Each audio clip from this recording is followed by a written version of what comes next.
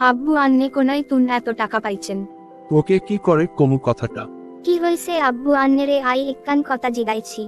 না কিছু হই নাই রে মা, তুই তাড়াতাড়ি পার্লারে যা। আচ্ছা ঠিক আইছে। কি স্যান্না ডাকলেন কিল্লে?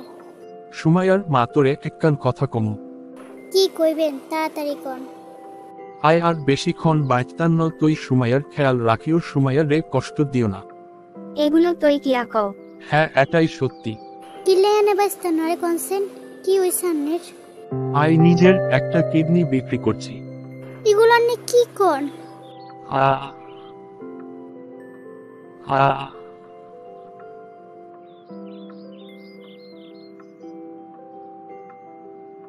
আম্মু দেখো আমাকে কি রকম লাগছে। আম্মু আব্বু কোনায়, আব্বু রে তো দেখিয়ে না। চুপ কর, তোর কারণে তোর বাবা আজ মারা গেছে, তোর বাবা এখন বেঁচে নেই। কি বলছ আম্মু আব্বু কোনায়? তোর আব্বু কবরে। না আব্বু তুমি আমাকে ছেড়ে কেন গেছো? আমি তোমাকে ছাড়া কিভাবে থাকবো? তোর আব্বু তোর সুখের জন্য তার কিডনিটা বিক্রি করে দিয়েছে, আর কিছু টাকা আছে সেগুলো দিয়ে তোকে পড়ালেখা করাতে বলছে। আর শোন, তোর বাবা কেন মারা গেছে তুই জানিস? কেন আম্মু বলো। আজকে তোর জন্য 3000 টাকা খুঁজতে গিয়ে তার মালিক তাকে জানোই তা বলে অপমান করেছে। কি বললে? ওই মালিকের এত বড় সাহস? আমি ওনাকে দেখিয়ে দিব অনেক বড় অফিসার হয়ে আমি আমার বাবার প্রতিশোধ ওই লোকটার থেকে নিব। হ্যাঁ রে সুমাইয়া, তুই ভালো মতো পড়ালেখা করে বড় অফিসার হ, তারপর ওই লোকটার থেকে প্রতিশোধ নেওয়া যাবে। আরে তুই এখানে কি করছো? তুই তো ওই পক্কিন্নির মায়া। সাবধানে কথা বল, আমি এই কোম্পানির মালিক। প্লিজ আমার ভুল হচ্ছে। হা হা হা হা হা, তুই কি আমাকে বোকা ভাবছিস? আচ্ছা ঠিক আছে, ম্যানেজার ওকে বলেননি আমি কেউ আমার সাথে বেউদ্বি।